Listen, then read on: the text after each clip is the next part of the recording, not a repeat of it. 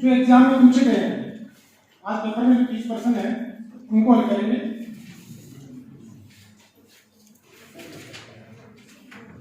तो देखना, एग्जाम का पहला क्वेश्चन था आपका, अनुभव एवं प्रशिक्षण के द्वारा व्यवहार में परिवर्तन लाना ही अधिगम है। ये परिभाषा किसकी है? हम दोनों प्रोवाइड करो, जेपी गिलफर्ड की, कैट्स ने, या फिर मॉर्गन और कीलीलैंड ने। तो प्रोवाइड करो की कौन सी थी? आपको ज्ञान और अभिव्यक्तियों को ग्रहण करना क्या है? सीखना। जेपी गिलफर्ड की कौन सी थी? व्यवहार के कारण व्यवहार में परिवर्तन। किसने कहा था? जेपी। सेकंड क्वेश्चन देखना, निम्न में से अधिगम की विशेषता है। अधिगम सार्वभौमिक एवं जीवन भर चलता है, ये है? अधिगम विकास एवं परिवर्तन दोनों है। अधिगम उद्देश्यपूर्ण एवं सक्रिय होता है, उपरोक्त सभी। इसका उत्तर भी है उपरोक्त सभी। थर्ड क्वेश्चन है, अधिगम को प्रभावित करने वाला छात्र से संबंधित कारक है। देखो ये प्रश्न बहुत महत्वपूर्ण है, काफी बार पूछा जाता है। कई बार तो पूछा जाता है छात्र से संबंधित, कई बार पूछा जाता है विद्यालय से संबंधित, कई बार पूछा जाता है स्कूल से संबंधित। इसमें अधिगम को प्रभावित करने वाले कारक तो सभी होंगे, लेकिन आपको यह देखना है कि छात्र से कौन सा है, शिक्षक से कौन सा है, या विद्यालय के वातावरण से कौन सा है। हमें यहाँ पूछा गया है किससे संबंधित? छात्र का शारीरिक और मानसिक स्वास्थ्य है, छात्र की बुद्धि एवं रुचि, छात्र की शारीरिक स्थिति और स्मरण शक्ति, और उपरोक्त सभी। इसका आंसर क्या होगा? उपरोक्त सभी। आज के पेपर का चौथा प्रश्न, अधिगम का पंच सिद्धांत, पॉन्ड थ्योरी। हाँ, शाबाश, बहुत ही अच्छा। स्किनर, थॉर्नडाइक, पावलोव और मास्लो। उत्तर आएगा थॉर्नडाइक। देखो, थॉर्नडाइक को बंधन का या संबंधन का जनक माना जाता है, जबकि पावलोव को अनुबंधन कंडीशनिंग का जनक माना जाता है। अब्राहम मास्लो ने कौन सा सिद्धांत दिया था? आवश्यकता पदानुक्रम का सिद्धांत। स्किनर का सिद्धांत क्या कहलाता है? क्रिया प्रस्तुत अनुबंधन सिद्धांत। इसी प्रकार पांचवा प्रश्न देखना, अस्वाभाविक उत्तेजक के प्रति स्वाभाविक उत्तेजक के समान होने वाली प्रतिक्रिया को कहते हैं। अस्वाभाविक प्रतिक्रिया, संबंध प्रतिक्रिया, उपयुक्त दोनों, या इनमें से कोई नहीं। तो इसमें देखो, अस्वाभाविक प्रतिक्रिया भी कह सकते हैं, लेकिन सबसे अच्छा उत्तर माना गया हुआ है इनमें से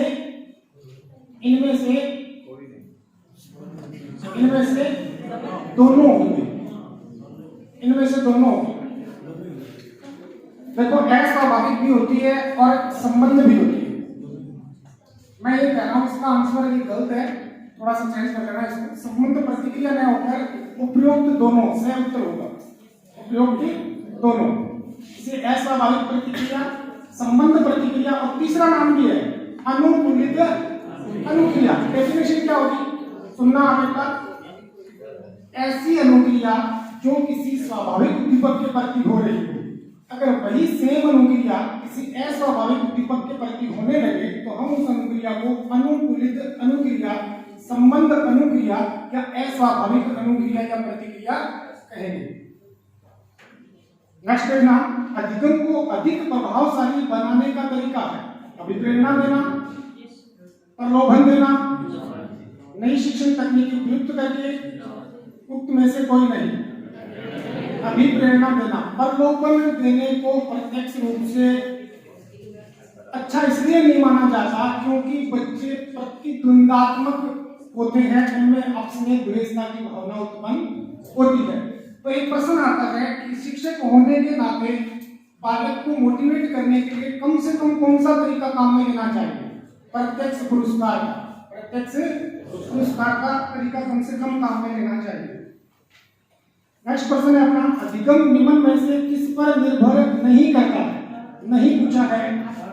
आर्थिक स्थिति, आयु एवं परिपक्वता, पूर्व अनुभव, अभिप्रेरणा, तो बच्चे की जो इकोनॉमिक कंडीशन है उस पर डिपेंड नहीं करता है। नेक्स्ट क्वेश्चन देखना, प्रयोगात्मक विधि को व्यवहारिक प्रयोग के रूप में प्रारंभ करने वाले मनोवैज्ञानिक हैं? B.F. Skinner, J.L. Moreno, William wound, Harvard William wound. William wound को प्रयोगात्मक मनोविज्ञान का जनक कहा जाता है क्योंकि उसने जर्मनी के लिप्सिंग नामक स्थान पर सन 1879 में विश्व की मनोविज्ञान से संबंधित प्रथम प्रयोगशाला स्थापित है। भारत में किसने की? एन सैनी गुप्ता ने। कब की? 1916 में। कहां पे की? प्रथम शैक्षिक मनोविज्ञान प्रयोगशाला कहां स्थापित की गई? अमेरिका के कौन से शहर में? शिकागो में। सुनो रे, एक बार ढंग से सुनना, 3 प्रश्न बनते हैं। पहली तो मनोविज्ञान की पहली प्रयोगशाला, मनोविज्ञान की कह रहा हूं मैं, ये है कहाँ? जर्मनी के लिप्सिंग शहर। आजकल इसका नाम है कार्ल मार्क्स विश्वविद्यालय। किसने स्थापित की? William wound. कब की? 1879। भारत की बात करें तो 1916 में नरेंद्र नाथ सेन गुप्ता, एन सेन गुप्ता। कब की? 1916 में। कहाँ की? कोलकाता से। तीसरा आता है कि शिक्षा मनोविज्ञान से संबंधित पहली प्रयोगशाला, शिक्षा मनोविज्ञान से संबंधित पहली प्रयोगशाला स्थापित की गई थी 1894 में। किसके द्वारा? John Dewey. कहाँ? अमेरिका के शिकागो शहर। यहाँ B.F. Skinner, J.L. मोरेनो, समाज नीति विधि दी है जेल गवर्नमेंट। अधिगम की सफलता का प्रमुख आधार है प्रशंसा, पुरस्कार, नेतृत्व, लक्ष्य प्राप्ति की उत्कृष्ट इच्छा। लक्ष्य प्राप्ति की उत्कृष्ट इच्छा। क्वेश्चन नंबर 10, सीखना विकास की प्रक्रिया है। ये डेफिनेशन है, सीखना विकास की प्रक्रिया है। इसकी है Gates, Simpson, Woodworth, Marcel. Answer होगा वुडवर्थ। अधिगम है व्यवहार में प्रत्येक परिवर्तन, परिपक्वता द्वारा व्यवहार में परिवर्तन, अनुभव में प्रशिक्षण द्वारा व्यवहार में परिवर्तन, उपरोक्त सभी। उत्तर होगा अनुभव एवं प्रशिक्षण द्वारा व्यवहार में प्रत्येक परिवर्तन इसलिए नहीं हो सकता। ऑप्शन ए को थोड़ा गौर करना, ऑप्शन ए इसलिए सही नहीं है क्योंकि व्यवहार में परिवर्तन परिपक्वता की वजह से भी आ सकता है। किसकी वजह से? जैसे मैंने आपको बताया था कि कोई बच्चे को बोलना सिखाएं या ना सिखाएं, वो निश्चित आयु में बोलना सीख जाएगा क्योंकि वो अधिगम का परिणाम नहीं है बल्कि किसका परिणाम है? प्रश्न नंबर 12, पावलोव के प्रयोग में घंटी बजने पर कुत्ते के लार आने की क्रिया क्या कहलाती है? स्वाभाविक अनुक्रिया, प्राकृतिक अनुक्रिया, संबंध अनुक्रिया या संबंध दीपक? ये वही प्रश्न है, संबंध अनुक्रिया, अनुकूलित अनुक्रिया। और पावलोव के प्रयोग के बारे में कुछ प्रश्न मैंने बताए थे कि कई बार प्रश्न आता है कि पावलोव ने पहले घंटी बजाई, पहले भोजन दिया, दोनों को साथ साथ प्रस्तुत किया, या पहले घंटी बजाई फिर भोजन दिया? पहले घंटी बजाई फिर भोजन दिया। मैक्सिमम टाइम कितना रखा घंटी बजाने में और भोजन में? 5 सेकंड। उचित अनुबंधन तभी स्थापित होगा जब घंटी और भोजन के मध्य टाइम पीरियड कितना रखे? 5 सेकंड। नेक्स्ट देखो 13 नंबर, अधिगम का सूचना प्रसारण सिद्धांत, इंफॉर्मेशन प्रोसेसिंग थ्योरी किसने प्रतिपादित की? Robert Watson, Carl Rogers, C.W. Valentin, Robert Simpson. देखो ये सूचना प्रसारण जो सिद्धांत है 4-5 प्रकार के हैं। मिलर का भी है, मिलर, कार्ल रोजर्स का भी है। कार्ल रोजर्स का एक और सिद्धांत है, कौन सा? अनुभवजनित अधिगम का सिद्धांत। कौन सा सिद्धांत है? और कौन से मनोविज्ञान से संबंधित था ये? मानवतावादी मनोविज्ञान से। कौन सा? मानवतावादी। 2 व्यक्ति थे, कौन कौन से? एक तो अब्राहम, कहां से था? इंग्लैंड का अर्थशास्त्री था। और दूसरा कहां से संबंधित है ये? मानवतावादी से दूसरा कौन है संबंधित? Karl Roger. नेक्स्ट प्रश्न देखना, उद्दीपक एवं अनुक्रिया के में बंध स्थापित होना ही अधिगम है। कल ही पढ़ा था, उद्दीपक और अनुक्रिया में बंध स्थापित होना ही अधिगम है। यह कथन किस अधिगम सिद्धांत पर आधारित है? त्याग से त्रुटि, परंपरागत अनुबंधन अनुक्रिया सिद्धांत, सक्रिय अनुबंधन अनुक्रिया सिद्धांत, अधिगम का क्षेत्र सिद्धांत। तो देखो थॉर्नडाइक की परिभाषा है ये। क्या परिभाषा बताई थी? कल ही अपने बात की थी कि उद्दीपक या उत्तेजना वह अनुक्रिया, उद्दीपक या उत्तेजना वह अनुक्रिया में संबंध स्थापित होना ही क्या कहलाता है? अधिगम कहलाता है। इसकी परिभाषा है थॉर्नडाइक। इसमें दे ऑप्शन देखना, अधिगम का क्षेत्र सिद्धांत किसने दिया है? बढ़िया प्रोग्रेस है आपकी थोड़े दिनों में। नेक्स्ट देखना, कुरुत लेविन द्वारा दिया गया अधिगम सिद्धांत है। हाँ, आवश्यकता अनुक्रम ये किसका है? संबंधवाद किसका है? थॉर्नडाइक। संबंधवाद किसका है? क्षेत्र सिद्धांत किसका है? और कार्यात्मक अनुबंध ये बताओ जो कार्यात्मक अनुबंधन सिद्धांत या कार्यात्मक प्रतिबद्धता का सिद्धांत कौन सा है? स्किनर का सिद्धांत। स्किनर के सिद्धांत को क्या कहा जाता है? कार्यात्मक प्रतिबद्धता। सुनो नाम सुनो स्किनर के सिद्धांत के, बहुत सारे नाम है। निमित्त अनुबंधन का सिद्धांत, सवकय पुनर्बलन का सिद्धांत, प्रारंभिक पुनर्बलन का सिद्धांत, संभावित पुनर्बलन का सिद्धांत, और इसे और कहा जाता है क्रिया प्रस्तुत अनुबंधन सिद्धांत, और कहा जाता है नैमित्तिक अनुबंधन का सिद्धांत, साधनात्मक अनुबंधन का सिद्धांत, टाइप आर अनुबंधन। क्या कहा जाता है? टाइप। और पावलोव को तो कहा जाता है टाइप एस अनुबंधन, और स्किनर को कहा जाता है टाइप आर अनुबंधन। कौन सी भी प्रेरणा है स्किनर में? शाबाश। कौन सी है? नकारात्मक है या सकारात्मक है? स्किनर में सकारात्मक या आंतरिक अभिप्रेरणा है, जबकि थॉर्नडाइक और पावलोव में नकारात्मक और बाह्य अभिप्रेरणा है। 16वां प्रश्न देखना, फादर ऑफ कंडीशनिंग पावलोव। शाबाश। लॉसले वर्दीमान, पावलोव मास्लो। तो उत्तर आएगा पावलोव। ये प्रश्न ऐसे आता है, देखो एक बार तो ये आया था जब मेरा सिलेक्शन हुआ था, तब ये प्रश्न आया था कि पावलोव के गोचर की शुरुआत, शब्द आया था गोचर। गोचर का मतलब होता है वंश से। वहां उस समय शब्द क्या आया था? गोचर। की शुरुआत किसने की थी? अनुबंधन के गोचर की शुरुआत किसने की थी? पावलोव ने की थी। या अनुबंधन का जनक किसे माना जाता है? पावलोव। नोबेल पुरस्कार कब मिला था इसे? कौन से क्षेत्र में? मनोविज्ञान या चिकित्सा? चिकित्सा के क्षेत्र में। नेक्स्ट देखना, निम्न में से कौन सा जोड़ा सुमेलित है? आवश्यकता अनुक्रम सिद्धांत मास्लो का है, उद्दीपक अनुक्रिया सिद्धांत, संबंधवाद का सिद्धांत, उक्त सभी। उत्तर होगा दे, उक्त सभी। 18 नंबर देखना, अधिगम के अंतर्दृष्टि सिद्धांत को प्रारंभ करने का श्रेय किसको दिया जाता है? गेस्टाल्टवादियों को, कुर्ट लेविन को, जेबी वाटसन को, वुडवर्थ को। एक बात सुनो, कुर्ट लेविन डे ऑप्शन पे गौर करना। कुर्ट लेविन जर्मनी का था। कुर्ट लेविन कहां से था? इन्होंने गेस्टाल्टवादियों के साथ काम किया था, लेकिन सन 1917 में ये अमेरिका में जाकर बस गया था। अमेरिका में जाने के बाद इसने सिद्धांत दिया था अधिगम का क्षेत्रीय सिद्धांत। कैसे?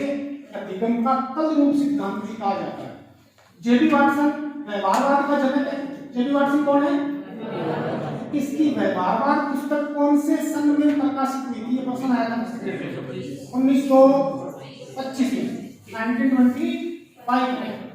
तुम मुझे कोई भी बालक दो, मैं उसे कुछ भी बना सकता हूँ। ये भी मनोविज्ञान व्यवहार का निश्चित सकारात्मक विज्ञान है। किसने कहा? शाबाश।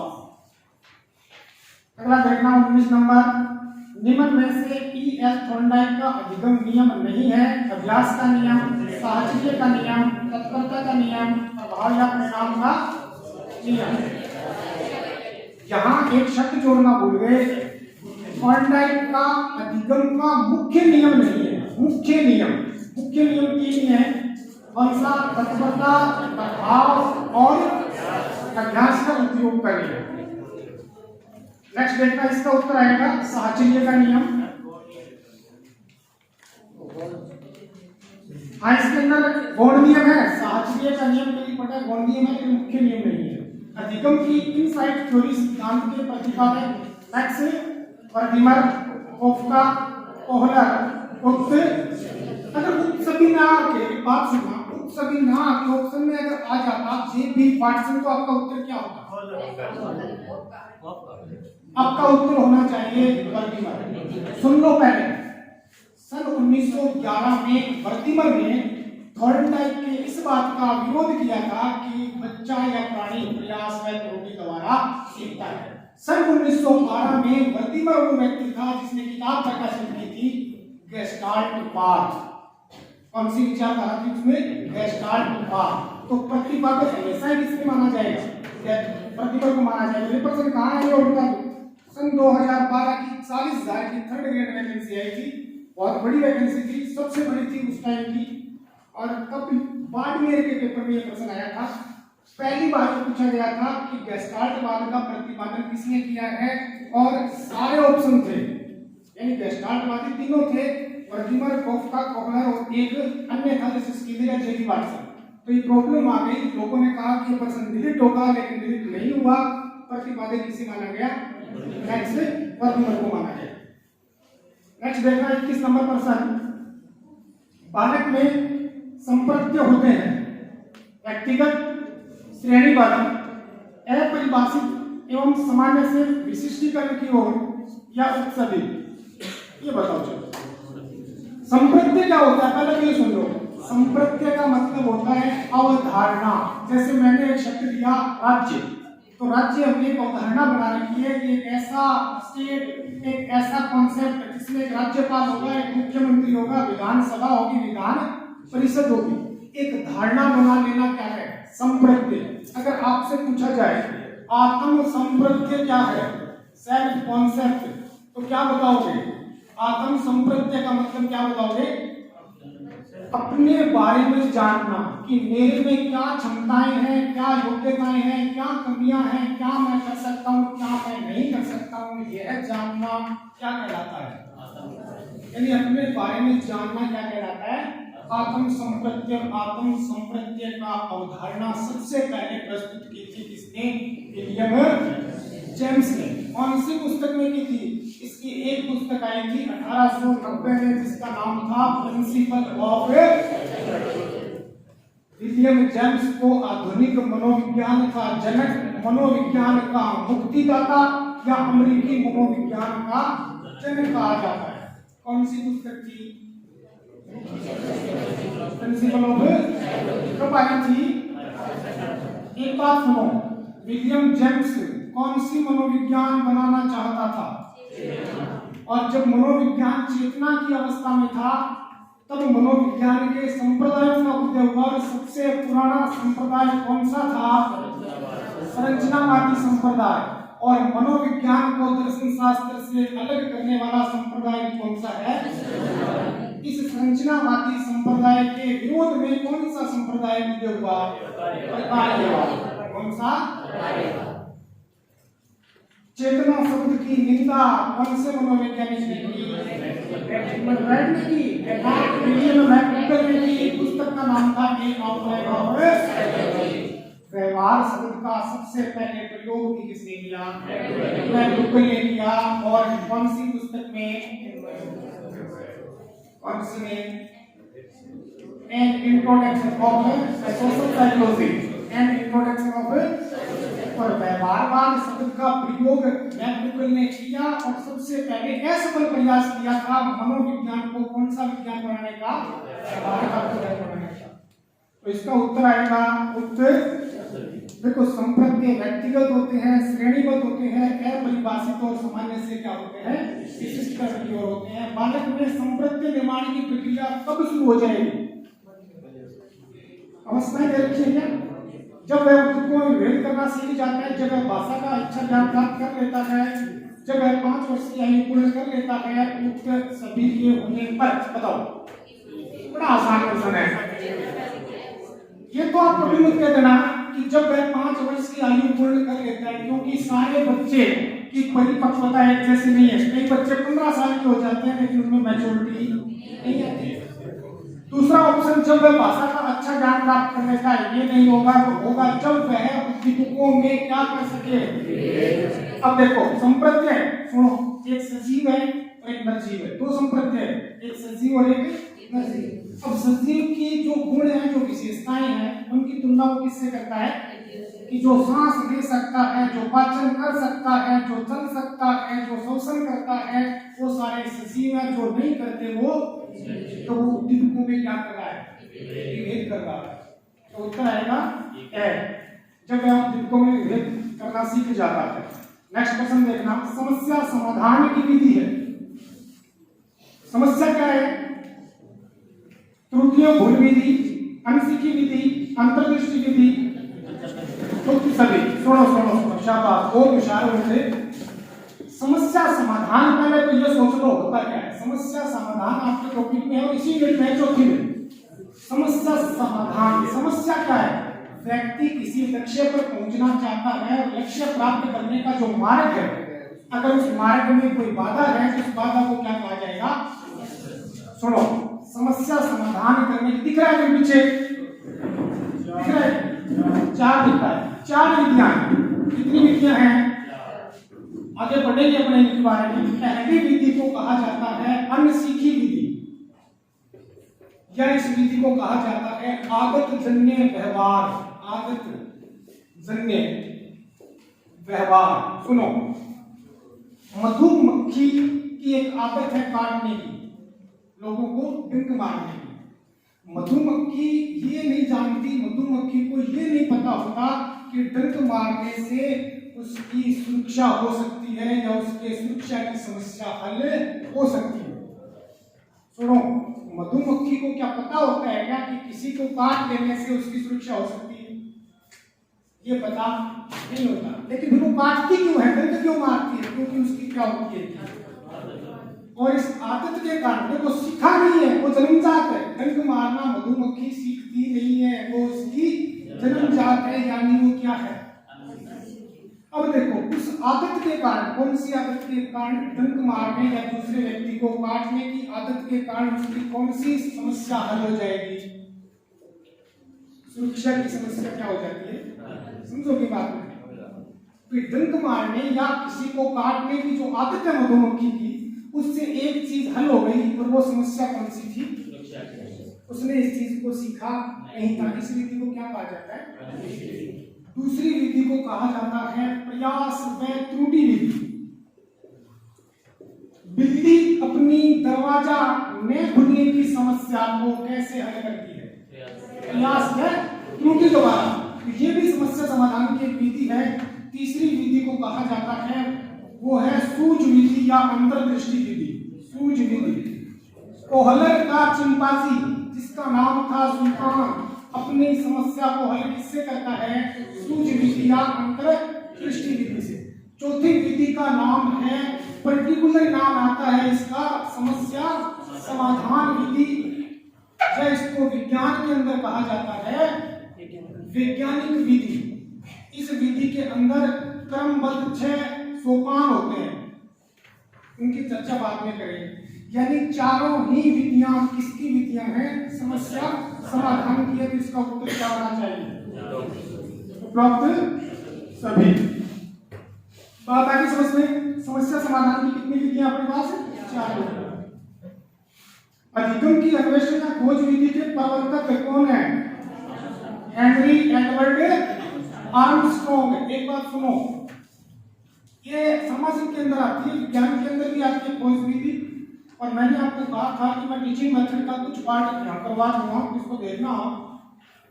सुनो, एक विधि होती है खोज। ये विधि कैसे बनी वो देखो। ग्रीक या यूनान देश में पढ़ाने की एक विधि थी जिसका नाम था ह्यूरिस्टिक। ढंग से समझना इसको, ना है तो बताना। ग्रीक या यूनान देश में पढ़ाने की एक विधि थी जिसका नाम क्या था? ह्यूरिस्टिक। और इसका प्रतिपादन किसने किया था? Henry Edward Armstrong.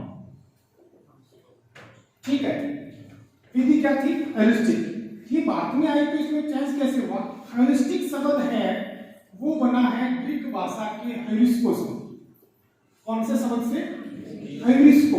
ह्यूरिस्को, ह्यूरिस्को का मतलब होता है I find out. I find out. हम जो चैनल देखते हैं ना डिस्कवरी, डिस्कवरी का अगर ग्रीक या यूनानी अनुवाद किया जाए तो शब्द क्या निकल के आएगा? ह्यूरिस्टिक। डिस्कवरी का शाब्दिक अर्थ है आई फाइंड आउट। हिंदी में अगर इसका अर्थ देखा जाए तो मैं खोजता हूं, मैं खोजता हूं। और ये भारत में आई तब कौन सी विधि बनी? भारत में इस विधि का नाम पड़ा खोज विधि। अब सुनो, ग्रीक देश में जो ह्यूरिस्टिक विधि थी वो भारत में कौन सी विधि के नाम से जानी गई? लेकिन इस विधि की एक समस्या थी कि इस विधि में बालक बिना किसी दूसरे व्यक्ति की सहायता से क्या करता है? यानी उसका कोई मार्गदर्शक या पथ प्रदर्शक नहीं होता। तो मार्गदर्शक या पथ प्रदर्शक न होने के कारण बालक को सफलताएं तो कम मिलती हैं और असफलताएं टाइम ज्यादा खराब होता है। इसके लिए क्या किया गया? इस खोज विधि में एक मार्गदर्शक जोड़ा गया। क्या जोड़ा गया? और ये विधि कौन सी विधि बन गई? अन्वेषण। अन्वेषण विधि, इस विधि को कौन से स्तर तक कहा गया? कॉलेज स्तर। कॉलेज स्तर तक खोज विधि में एक मार्गदर्शक अगर जोड़ दिया जाए तो कॉलेज स्तर पर ये विधि क्या कहलाएगी?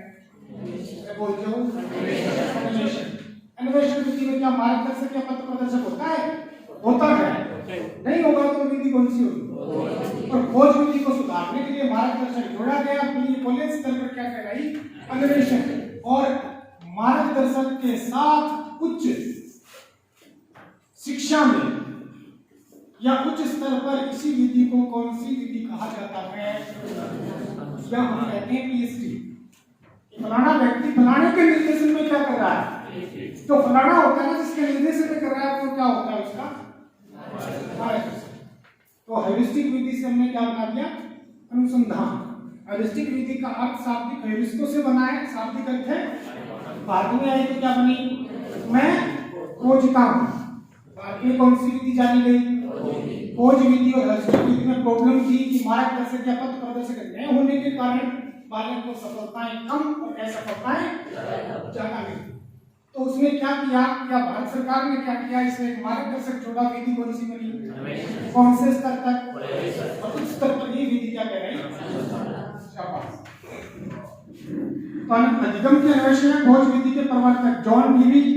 जॉन डीवी कौन सी विधि का जनक है? परियोजना विधि का जनक तो नहीं है, लेकिन परियोजना विधि का अमूर्त विचार किसने दिया था? परियोजना विधि को मूर्त रूप प्रदान किया था जॉन डीवी के एक शिष्य है। जॉन डीवी क्या मनोवैज्ञानिक है? ये एक दार्शनिक या शिक्षा शास्त्री है। B F Skinner, Armstrong, Hall. उत्तर आएगा आर्मस्ट्रॉन्ग। अन्वेषण विधि आधारित है करके सीखो, देखकर करो, छूकर करो, पूछकर सीखो। करके सीखो। करके सीखो का मतलब खुद करें, स्वयं करें। नेक्स्ट देखना, चिंतन खालिस्तान प्रक्रिया है। मानसिक, शारीरिक, आर्थिक, राजनीतिक।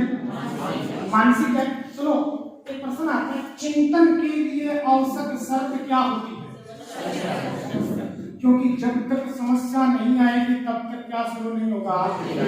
चिंतन के लिए आवश्यक शर्त है वो है अभिप्रेरणा का निम्न में से कौन सा प्रभाव सीखने को प्रभावी बनाता है? अभिप्रेरणा से छात्रों की सीखने की गति क्या होती है? अभिप्रेरणा व्यवहार को निर्देशित करते हैं। अभिप्रेरणा छात्रों के अधिगम की गुणवत्ता में वृद्धि करती है या सभी? उत्तर क्या आएगा? सभी। 28 निम्न में से मनोवैज्ञानिक अभिप्रेरक हैं क्रोध, भय, प्रेम, दुख। सभी सभी होंगे। मनोवैज्ञानिक प्रेरक बताएं किसने? क्या बताओ? प्रेरकों का 3 लोगों ने वर्गीकरण किया है। अब्राहम मास्लो ने, एरिक ने, थॉमसन ने। और मनोवैज्ञानिक प्रेरक किसने बताया? एरिक। कितने बात बताए गए? जैविक, दैहिक, मनोवैज्ञानिक और सामाजिक। अगला प्रश्न देखना, निम्न में से अधिगम के लिए सर्वाधिक महत्वपूर्ण कारक है? अभिप्रेरणा, अच्छा शैक्षिक वातावरण, शिक्षण विधि, शिक्षक, अभिप्रेरणा। उत्तर आएगा अभिप्रेरणा। अभिप्रेरणा से संबंधित व्यवहार का लक्षण है दिवसोपन, उत्सुकता, आलस्य, कुसमायोजन। उत्सुकता।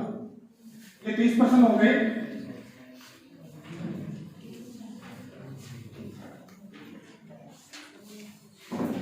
एक सेकंड करिए, कितने कितने मार्क्स आ रहे हैं लगभग? 29 ही है।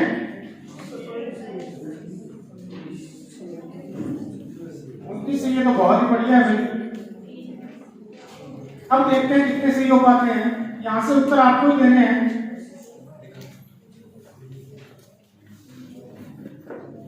इंतजार करने वालों को उतना ही मिलता है जितना कोशिश करने वाले छोड़ देते हैं। तो आप इंतजार करने वाले हो या कोशिश करने वाले हो? कोशिश करने वाले हो। पहला प्रश्न आ रहा है, आप देखते हैं कितनी कोशिश करते हो। निम्न में से कौन सा कथन असत्य है? अधिगम एक प्रक्रिया है। एक बात और सुन लो, कुछ लोग नए फर्स्ट टाइम पढ़ रहे थे क्लास में, ये है सब फर्स्ट टाइम बैठा है जो। मैं हमेशा ये कहता हूँ कि मनोविज्ञान में ये जानना जरूरी नहीं है कि प्रश्न का उत्तर कौन सा है, ये जानना जरूरी है कि प्रश्न का कौन सा उत्तर है और क्यों है, और अन्य 3 ऑप्शन उत्तर क्यों नहीं है। तो यहाँ देखना, पहला प्रश्न है निम्न में से कौन सा कथन असत्य है। तो यहाँ से ये देखना भैया, यहां से ये देखना दिख तो रहा है ना, प्रोजेक्टर दिख रहा है ना। तो अधिगम एक प्रक्रिया है। एक तो ये सुन लो कि असत्य पूछा है। सबसे पहले तो ब्रेन में अपने को फिल्म बनानी है प्रश्न हल करते समय कि अधिगम की कौन सा कथन क्या पूछा है? असत्य। अधिगम एक प्रक्रिया है। अधिगम परिपक्वता से संबंधित नहीं है या नहीं है? परिपक्वता से संबंधित है। अगर मैच्योरिटी नहीं होगी 2 साल के बच्चे को अगर आप साइकिल चलाना सिखाना चाहते हो तो वो नहीं सीखेगा। संवेग हमारी क्रिया को निर्देशित करता है। अधिगम अभ्यास या प्रशिक्षण से तो उत्तर कौन सा होगा? वह होगा। अधिगम परिपक्वता से संबंधित नहीं है। क्या होता है? नहीं है, ये नहीं होगा बल्कि परिपक्वता से संबंधित है। सेकंड क्वेश्चन देखना, अधिगम में कौन सी प्रक्रिया नहीं है? व्यवहारगत परिवर्तन, जीवन पर्यंत चलने वाली प्रक्रिया, परिपक्व से व्यवहार परिवर्तन, अभ्यास व अनुभव से सीखना। हाँ, ऑप्शन से देखना, परिपक्वता से व्यवहार में परिवर्तन को अधिगम नहीं है। किसी बच्चे को चलना अगर नहीं सिखाओगे तो भी वो निश्चित आयु में चलना सीख जाएगा। वो अधिगम नहीं है बल्कि किसका परिणाम है? परिपक्वता। तीसरा प्रश्न, अधिगम की तत्परता नियम का अर्थ नहीं है। अब एक बात और सुन लो, साइकोलॉजी नहीं है, वो बड़ी जगह पहुंच गए। तो आप पेपर में थोड़ा सा अंडरलाइन करना, पूछ क्या रहा है? नहीं पूछ रहा है। तत्परता के नियम का अर्थ नहीं है अधिगम हेतु पर्याप्त ज्ञान अर्जन, अधिगम हेतु पर्याप्त अभिप्रेरणा, अधिगम हेतु पर्याप्त योग्यता में रुचि, अधिगम के प्रति शुद्ध अनुभव। क्या होगा? अर्थ नहीं है अधिगम पर्याप्त ज्ञान अर्जन, पर्याप्त अभिप्रेरणा, पर्याप्त योग्यता में रुचि, शुद्ध अनुभव। क्या होगा? उत्तर होगा ए, अधिगम हेतु पर्याप्त ज्ञान अर्जन। किसका पूछा है? पर्टिकुलर एक ही नियम का पूछा है, तत्परता नियम। देखो, अधिगम हेतु पर्याप्त अभिप्रेरणा तैयार करने के लिए, पर्याप्त योग्यता में रुचि तैयार करने के लिए, शुद्ध अनुभव से बच्चा अधिगम के लिए क्या होता है? तैयार या तत्पर होता है। उत्तर होगा ए। उत्तर देखना, अधिगम हेतु पर्याप्त ज्ञान अर्जन। तीसरा प्रश्न, चौथा प्रश्न, निम्न में से कौन सा अधिगम के सार्थक सरलीकरण के रूप में परिणित नहीं है? नहीं होता। प्रश्न 2 बार पढ़ लो। ऑप्शन ए, एक समस्या पर अनेक तरीकों से विचार करने के लिए प्रोत्साहित करना, पहले से विद्यमान ज्ञान को नए ज्ञान से जोड़ना, दोहराने व स्मरण करने को बढ़ावा देना, उदाहरणों का प्रयोग करना। निम्न में से कौन सा अधिगम के सार्थक समीकरण के रूप में परिणित नहीं होता है? नहीं पूछा है। सी, दोहराने व सम्मर्ण करने को बढ़ावा देना। क्यों होता है पता चल गया? देखो पहला देखो, ये कहता है अधिगम को क्या करता है? सार्थक और सरल। तो अध्यापक होने के नाते आप कोई चीज को यूं नहीं करोगे कि आप इस चीज को याद ही करो, इसे रट्टा मारो, इसे दोहराओ। और ये दोहराने और रट्टा मारने के बाद कौन सा ऑप्शन करना है? सी करना है। पहला तो करेंगे, कोई भी समस्या है उस पर अनेक तरीकों से विचार करने के लिए प्रोत्साहित करेंगे कि नहीं करेंगे? पहले से विद्यमान ज्ञान को, पूर्व ज्ञान को नवीन ज्ञान से जोड़ेंगे कि नहीं जोड़ेंगे? तभी तो अधिगम सरल और सार्थक होगा। उदाहरणों का प्रयोग करेंगे कि नहीं करेंगे? अरे भाइयों करेंगे। नेक्स्ट देखना, इसका उत्तर क्या होगा फिर? क्या होगा? बाह्य प्रेरणा का उदाहरण है, मैं अपना गृह कार्य पूरा करती हूँ क्योंकि शिक्षक प्रत्येक नियत कार्य के लिए हमें अंक देते हैं। मुझे लगा सकारात्मक और नकारात्मक प्रेरणा ठीक पूछ रही, सीधा पूछो किसी कर देवा। 1% कंफर्म आ गया। मैं अपना गृह कार्य पसंद करती हूँ क्योंकि यह बहुत, शाबाश, मैं बहुत अधिक सीखती हूँ जब मैं अपना गृह कार्य करती हूँ। गृह कार्य करने से मैं अपनी अवधारणाओं को अच्छे प्रकार से उतर जाएगा।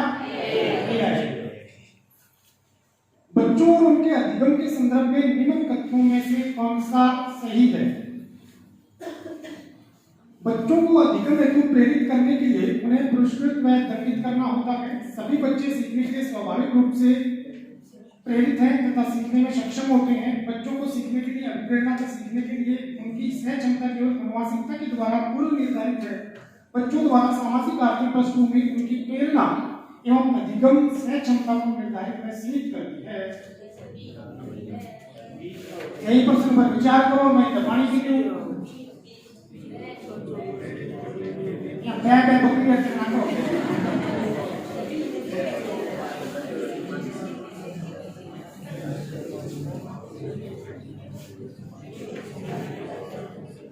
आगे जो पहले प्रश्न देखो, बच्चों और उनके अधिगम के संदर्भ में निम्न कथनों में से कौन सा सही है? मैंने बताया था चारों प्रश्न समझ में आओगे। मैं जानती हूँ चारों ऑप्शन पढ़ो, हम तीन ऑप्शन एक से लगेगा, एक ऑप्शन है।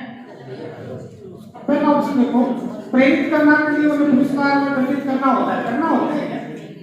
दंडित आज नहीं तो तुम पार्टी मारती हो, दंडित करने की बात नहीं, मनोविज्ञान नहीं करती। सी देखना, बच्चों को सीखने के लिए, अभिप्रेरणा का सीखने के लिए अनुवांशिकता निर्धारित करती है। वातावरण भी क्या करता है? निर्धारित करता है। बच्चों की सामाजिक आर्थिक पृष्ठभूमि उनकी प्रेरणा में अधिगम सह क्षमता को निर्धारित में सीमित करती है। तो एक बात सुनो, बच्चों एससी को है, एसटी को है, केरल को है, तमिलनाडु है, ये तो होगी उसकी सामाजिक पृष्ठभूमि। गरीब है, अमीर है, क्या इससे उसकी जो क्षमताएं हैं उन पर प्रभाव पड़ेगा कि नहीं पड़ेगा? ऐसे पूछा क्या है, कौन सा सही है? तो ब को देखो, सभी बच्चे सीखने के लिए स्वाभाविक रूप से प्रेरित तथा सीखने में क्या होते हैं? सक्षम। सीखने में क्या होते हैं? सक्षम। अब यहाँ ये नहीं देखा गया कितना कठिन सीखना है, कितना सरल सीखना है। यानी बहुत ज्यादा कठिन है तो हो सकता है सारे बच्चे सीखने में सक्षम ना हो। यहाँ केवल पूछा गया है सीखने से संबंधित। ठीक है, अगला प्रश्न देखो, 7वां, अधिगम है क्या है? व्यवहार में देखो ऑप्शन, जो कुछ हम जानते हैं वह सब अधिगम किया हुआ है। व्यवहार ज्ञान और कौशल का तुलनात्मक स्थायी प्रभाव है। प्रत्यक्ष रूप से अवलोकन में मापन योग्य कितना अधिगम हुआ है मेरा, क्या प्रत्यक्ष रूप से अवलोकन या मापन कर सकते हो? विशिष्ट है 15 साल तक ही सीखेगा, जन्म से जीवन पर्यंत चलता है। तो उत्तर आएगा व्यवहार ज्ञान और कौशल का तुलनात्मक स्थायी प्रभाव। व्यवहार का, ज्ञान का और कौशल का। निम्न में से कौन सी अधिगम की सही विशेषता नहीं है? नहीं है कुछ है। ये कुछ है नहीं है। आज बड़ा की लागू है कंप्यूटर पे लगा के कोई बात नहीं रह गया है।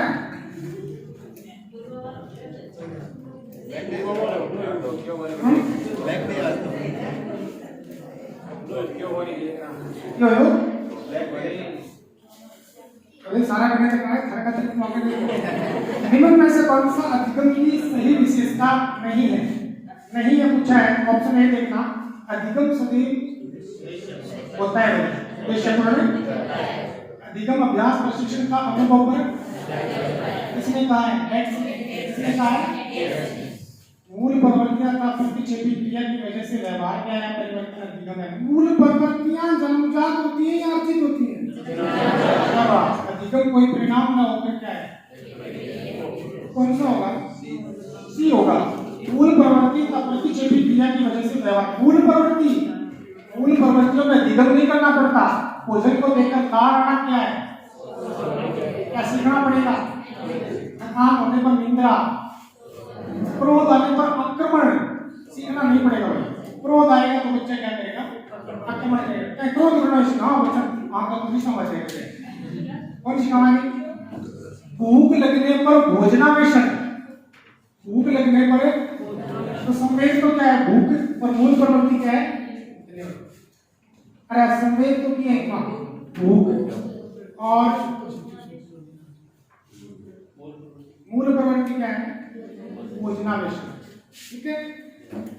भय संवेग है। भय संवेग से जुड़ी हुई मूल प्रवृत्ति कौन सी है? जिज्ञासा संवेग से कौन सी मूल प्रवृत्ति जुड़ी हुई है? आश्चर्य। कौन सी? तो सी उत्तर होगा। पढ़ लो एक बार सी को। अगला प्रश्न, संवेग क्या है? संवेग का शाब्दिक अर्थ बता दो।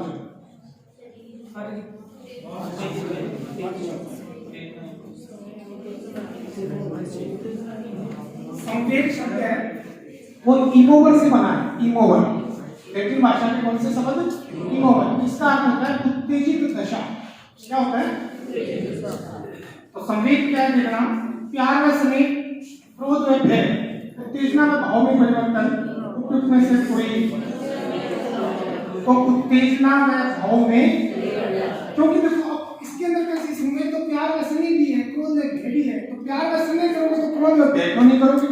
क्रोध व भय करोगे तो प्यार व स्नेह क्यों नहीं करोगे? चौथा ऑप्शन पर मतलब ही नहीं है तो कौन सा कर दो?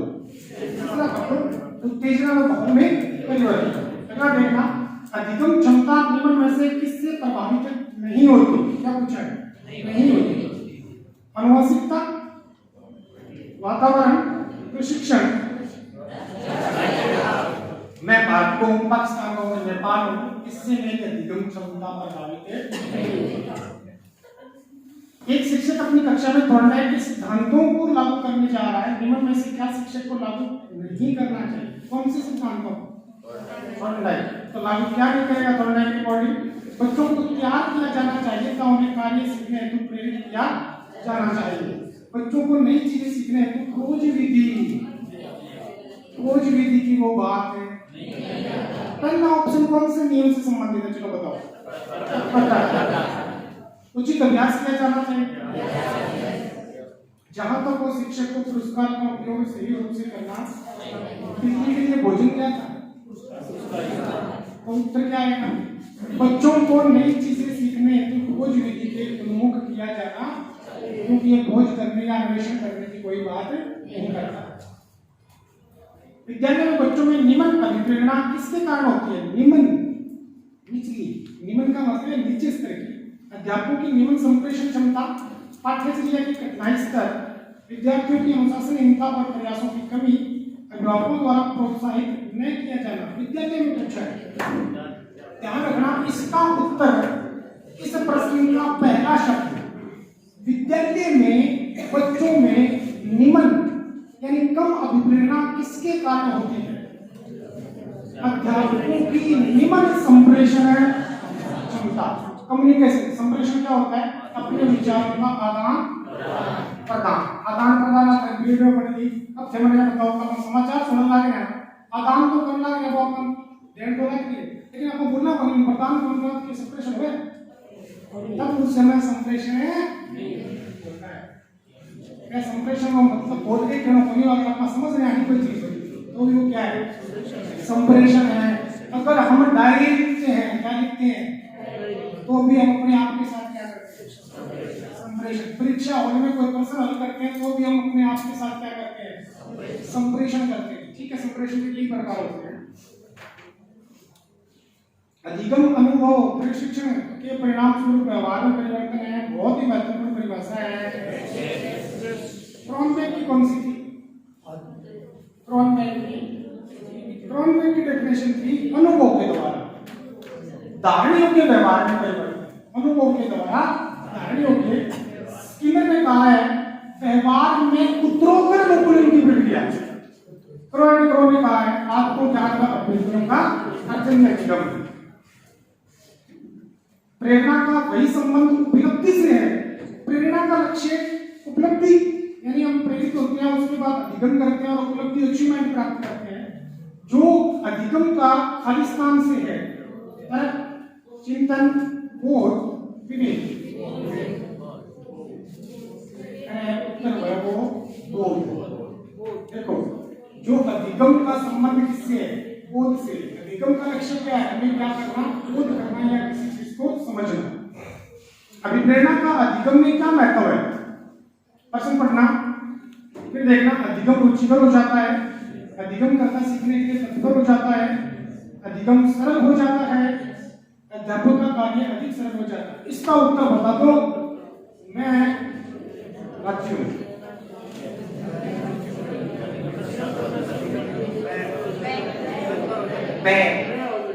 सुनो, अधिगम रुचिकर हो जाता है तो भी अध्यापक को फायदा है, अधिगम करता सीखने के लिए तैयार हो जाता है तो भी अध्यापक को फायदा है, अधिगम सरल हो जाता है तो भी अध्यापक को फायदा है, और अध्यापक का कार्य इन सारी चीजों से क्या हो जाएगा, ऑप्शन है डी।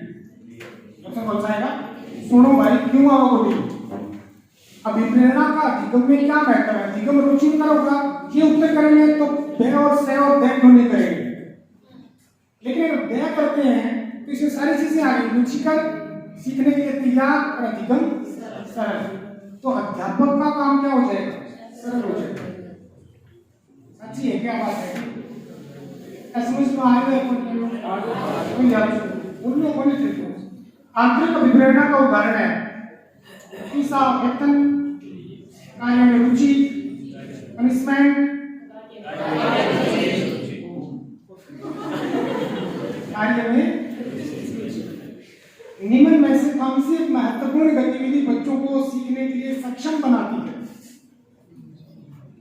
व्याख्यान, निर्देश, पुरस्कार, संवाद। अब देखो, व्याख्यान सीखते हैं, जो अपना लेक्चर मेथड है वो निरस्ता उत्पन्न करता है, हालांकि सीखते जरूर है लेकिन कम सीखते हैं। निर्देश से सीखते जरूर है लेकिन कम सीखते हैं। पुरस्कार से सीखते जरूर है लेकिन कम सीखते हैं। तो सबसे महत्वपूर्ण क्या है,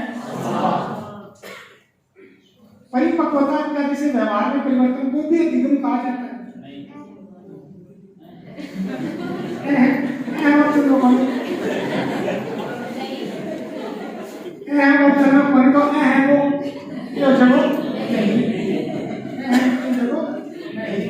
परिपक्वता इत्यादि से व्यवहार में परिवर्तन को अधिगम नहीं कहा जाता। कोई बात नहीं, बंद कर दो।